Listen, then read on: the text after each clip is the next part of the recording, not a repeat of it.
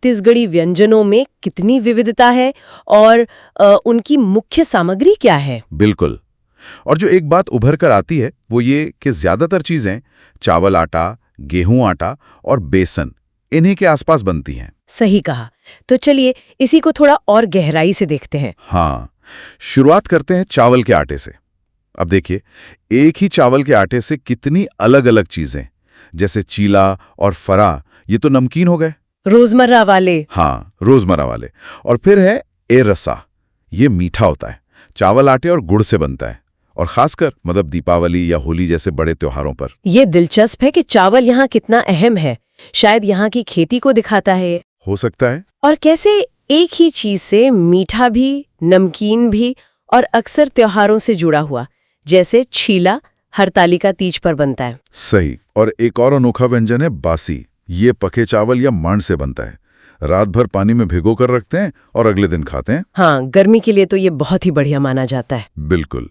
फिर एक और है पेड़िया, चावल आटे और शक्कर से, और ये अक्सर जैसे राजिम के लोचन मंदिर में प्रसाद के तौर पे मिलती है। ये प्रसाद वाली बात जरूरी है। ये दिखाता है कि खाना सिर्फ पेट भरने के लिए नहीं है, वो आस्था और परंपरा से भी जुड़ा है। पीढ़िया मंदिरों से जुड़ी है, ये खास है। सही बात है। अच्छा, अब गेहूं के आटे की तरफ देखें। हाँ, देखते हैं। तो गेहूं के आटे से बनता है गुलगुला। मीठा होता है, आटा और गुड़ या शक्कर से, और ये अक्सर मेहमानों के स्वागत में बनता है। एक तरह का वेलकम स्नैक हुआ। हाँ, कह सकते हैं। फिर है सोहारी। ये नमकीन होती है और शादी ब्याह जैसे मौकों पर ज्यादा बनती है। और खुरमी भी है, वो थोड़ी सादी सेकी रोटी जैसी होती है। और बोबरा, उसे कैसे भूल सकते हैं। गेहूं आटा और गुड़ या शक्कर से ही बनता है, पर यह खास मातृ नवमी पर बनता है। अरे हाँ, बोबरा।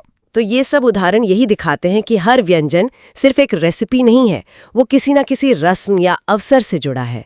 स्वागत हो, शादी हो या कोई पूजा। बिल्कुल।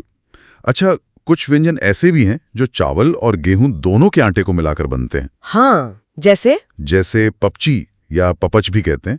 मीठा होता है ये और शादियों में बनता है खासकर। और एक है चुरमी। ये गेहूं और चावल के आटे के मेल से बनती है और तीजा पोला के त्योहार पर खाई जाती है। अच्छा। और फिर आता है बेसन, मतलब चने की दाल का आटा। हाँ, बेसन तो बहुत वर्सेटाइल है। बिल्कुल, इससे बनती है ठेठरी, नमकीन कुरकुरी सी। हाँ, और ये खास है तीजा पोला त्योहार के लिए। हाँ, ठेठरी और खुरमी ये तीजा पोला के मुख्य कलेवा हैं। सही।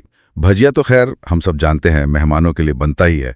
और हाँ, करी लाड़ू, ये बेसन के मीठे लड्डू होते हैं। और ये शादी या कभी कभी मृत्यु भोज जैसे, मतलब जीवन के अहम पड़ावों पर बनते हैं। तो बेसन से देखिए, नमकीन नाश्ते भी और मीठे लड्डू भी, और हर एक किसी न किसी मौके से, मेहमान नवाजी से या रस्म से जुड़ा है। दालों में हाँ, उड़द दाल से बड़ा या वड़ा, और मूंग दाल से मूंगौड़ी बड़े भी बनते हैं। सही कहा।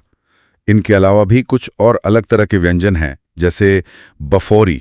ये अरबी मतलब घुइयां और बेसन से बनती है, भाप में पकी हुई। अच्छा, स्टीम्ड, हेल्दी भी हुई फिर तो। हाँ। फिर है तीखुर। ये एक खास कंद होता है, तीखुर कंद, और शक्कर से बनता है। मीठा होता है और अक्सर उपवास में खाते हैं इसे। तीखुर, हाँ, ये तो काफी स्थानीय चीज लगती है। बिल्कुल। और इधर भी है ये कुचई, यानी अरबी के पत्तों से बनता है।